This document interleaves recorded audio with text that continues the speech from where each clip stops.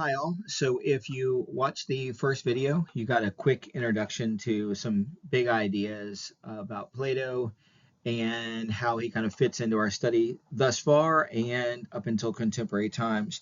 In this quick video, I just want to review some ideas about Plato specifically related to rhetoric. So looking at language, so what does Plato seem to say about language, writing, rhetoric, and poetics? So Plato clearly has a contradictory relationship with rhetoric, writing, and language. Um, he is a highly skilled rhetor who clearly rails against rhetoric, right? He continually um, attacks rhetoric and rhetoricians, particularly in the Gorgias, um, because he believes that rhetoric is something that is not interested in the ideals and the concepts that are what humans should strive to achieve and strive to really know. So Plato is very interested in understanding and pursuing the just and the good and the right, and depicts rhetoric as a tool that can be used to trick people into believing that things that aren't just are just, that things that aren't good are good, that things that aren't right are right.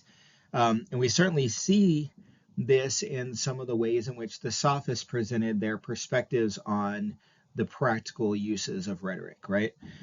But we should point out that Plato, in writing these very sophisticated dialogues, is exercising the tool of rhetoric with tremendous skill. Um, Likewise, Plato rallies against writing, and Plato is the writer who writes that nothing of importance can be conveyed through writing. One of the reasons we have so many works by Plato is because they were written down and then copied and studied and copied and studied, first by his students and by their students, and eventually throughout the Western tradition. If he hadn't written it down, like many of the sophists, we would have far fewer texts and have a much weaker understanding of what he was trying to do, right? So as he's telling us that anything that's written down can't have any importance, he is presumably putting down ideas that are of import to him through writing, right? So what do we make of this? These contradictory relationships, right? Plato finally is a wordsmith who argues that words are but imitations of imitations, while at the same time insisting on precise definitions, divisions, and usages of words, right? So what does that mean? Well, if the ideal forms are these abstract, unknowable, perfect concepts that pre-exist our physical existence, and the physical world is but an illusion in relationship to those concepts. And the language we use is but an imitation of the thoughts we have in our soul that we can reason with, through which we can hopefully get to those truths. And then writing, right, creating this artistic depiction of what those sounds that represent those sounds that are language, is another imitation, right? And we have all these levels of imitation then, right? Farther and farther away from the ideal truth, the ideal forms. So, but at the same time, he does insist that when we use language, we are highly precise, defining our terms, dividing things that seem to be related but not the same, right? To kind of emphasize that difference and clarify exactly what we mean, and being really precise in the usage of words. So how can we think about these apparent contradictions as productive rather than limiting as we read Plato, right? It's oversimplified to say, well, Plato contradicts himself, therefore none of it matters, right? Or he's just having fun with us. He doesn't really believe these things on one side or the other. Instead, these are perhaps necessary contradictions given his position, right? If you believe these things but have only one way to communicate them in a way that can persist, right, and be impactful, then like a lot of us, you have to live in this contradictory space.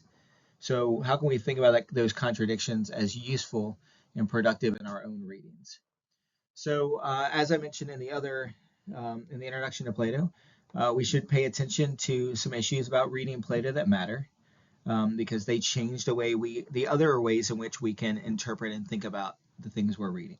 So Plato, of course, did not write philosophical treatises, but dramatic dialogues in which he himself is not a speaker. Um, so we have to pay attention not only to who is speaking, but also to whom they are speaking. What does that relationship seem to be? What is the intent of the speaker as a character seem to be, and how does that character relate to the historical person they represent, and ultimately back to Plato, right? Like, where does Plato fall within these dialogues?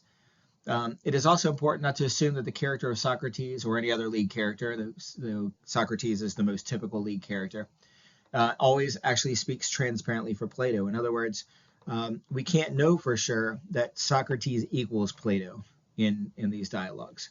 In fact, sometimes it seems perhaps he doesn't, at least at different points in these readings.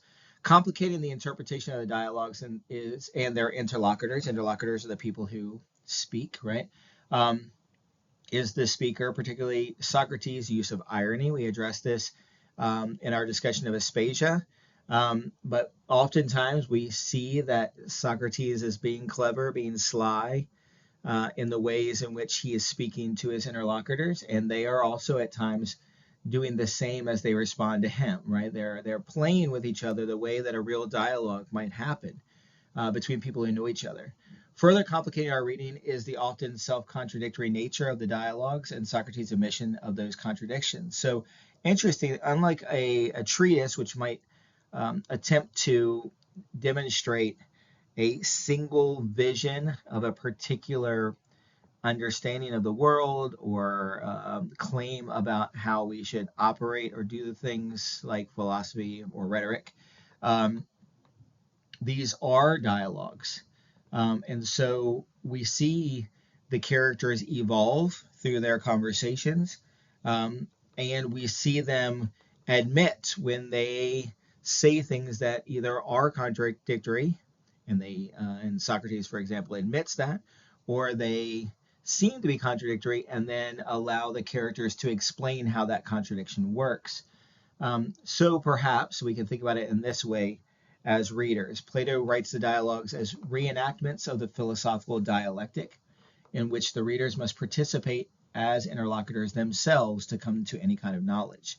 I think this is a really fun way to think about the dialogues. The dialogues aren't just among the characters, but that we ourselves are integrated into that dialogue, right? We are kind of called to respond in the same way the interlocutors are responding to one another. And we're called to participate in this dialogue and kind of emerge from the dialogue, perhaps not necessarily agreeing with Socrates or any of the other interlocutors, but finding our own way to something more, something beyond the text.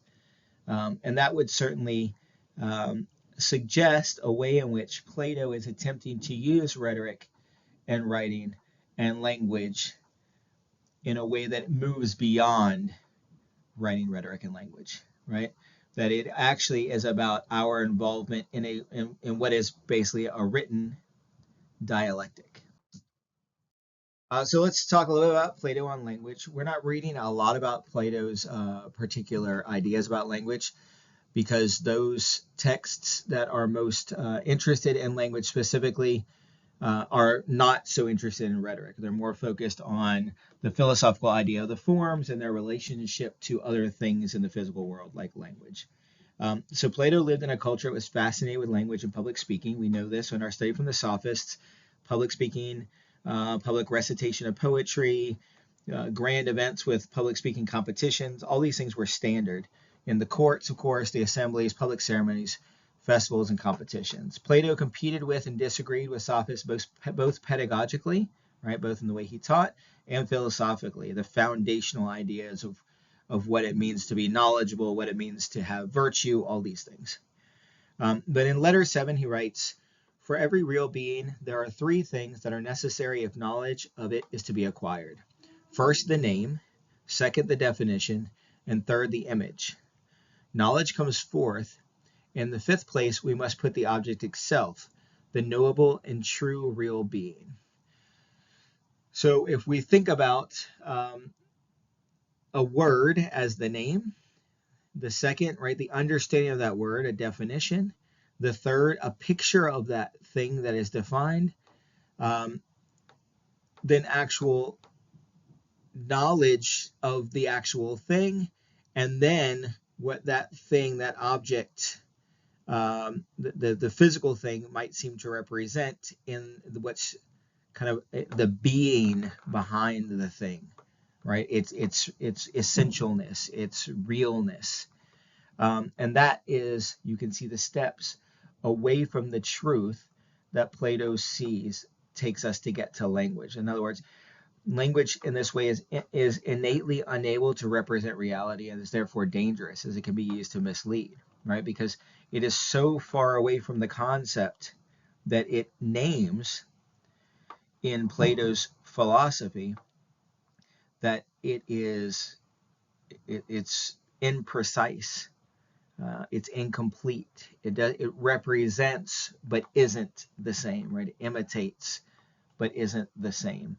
And so Plato is quite critical of people who seem to use language to trick others, right? And who are not precise in their use of language and careful in their use of words, as we see in these dialogues.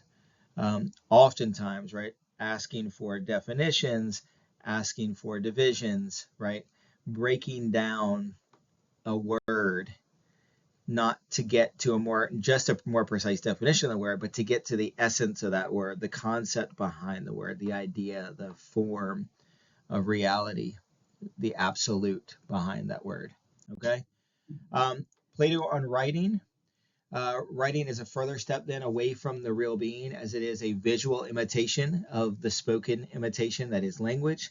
Plato writes that writing cannot facilitate communication, much less serve as a conduit for philosophy.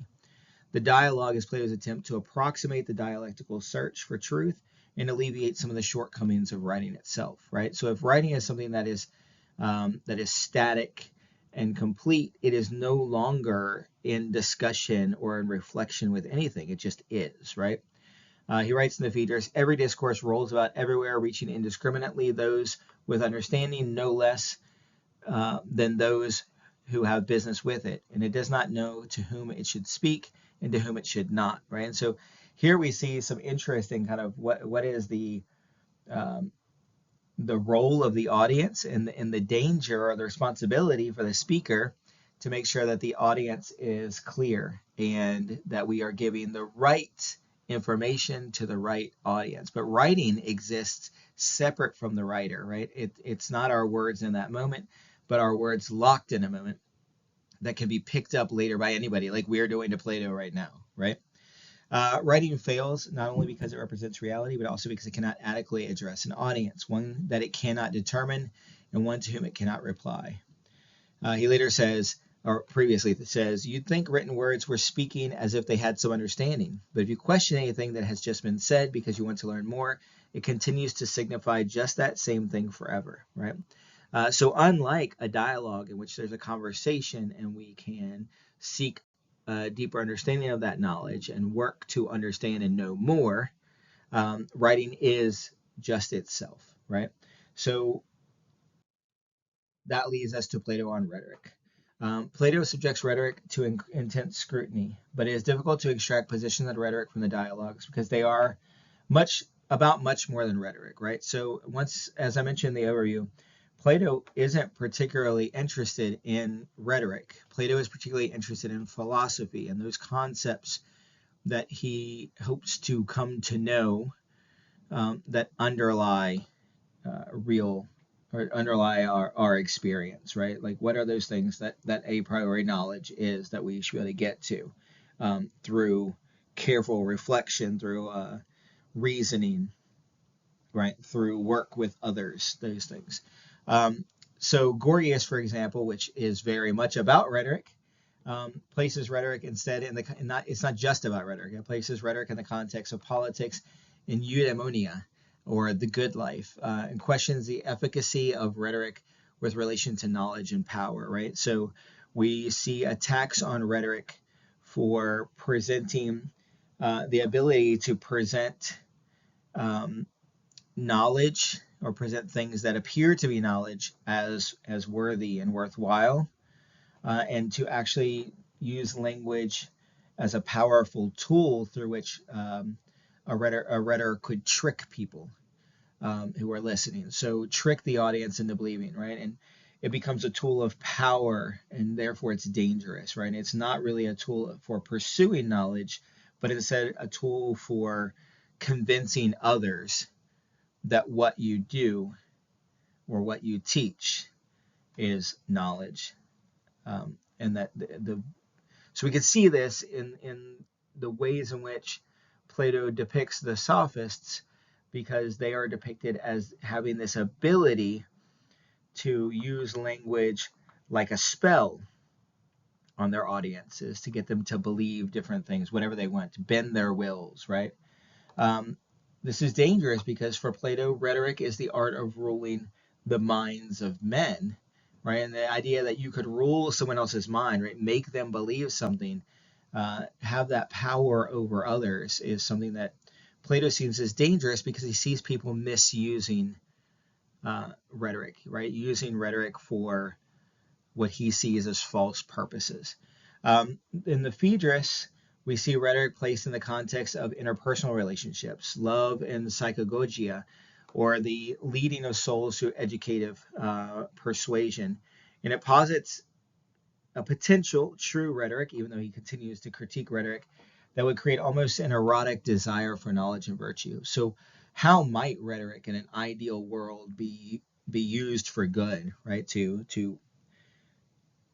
create within the minds of men not what they should think they should, not what they think they should know to be true and good, but to instead work within them the desire to pursue that knowledge, right? To engage in dialectic and pursue uh, true knowledge and virtue. And the Protagoras places rhetoric in the context of education, addressing what the sophists claim to teach, or techne, or ethics and virtue, or arete, right? So in this text, we see a lot of what Plato thinks education should do, as opposed to what the sophists perhaps thought education should do. So we see the difference between what Plato thinks is real virtue versus what the sophists might have defined as civic virtue, and how those alternative perspectives on education are representative of alternative philosophies, of course, right? Um, and are almost oppositional entirely in their approach to understanding everything about philosophy, and how then um, the goals of education are completely different. Okay, so once again, right, he's talking about rhetoric, but he's not particularly interested in rhetoric because he views rhetoric as separate from philosophy, right? Philosophy is the way in which we can come to, for Plato, is the way in which we can come to know virtue, to know what is just. And rhetoric is a tool that can be used to communicate that, right? It's a separate thing. For the sophist, rhetoric and their philosophy are tightly intertwined, almost one and the same. Focused more on the practical, real, physical world, and less on these big concepts of what Plato believes is the ideal that exists beyond human existence. Or before human existence, right? Within human existence, but lost to us. So have fun adding your voices to these dialogues, right? What I'm really interested here is We've read the Sophists. We've read ideas about some women who exist in the history of rhetoric. We've read some contemporary takes on these classical ideas. What are your views at this point, now having read a completely different perspective on philosophy, language, rhetoric, and writing? As always, I'm here to help. Reach out if you need anything.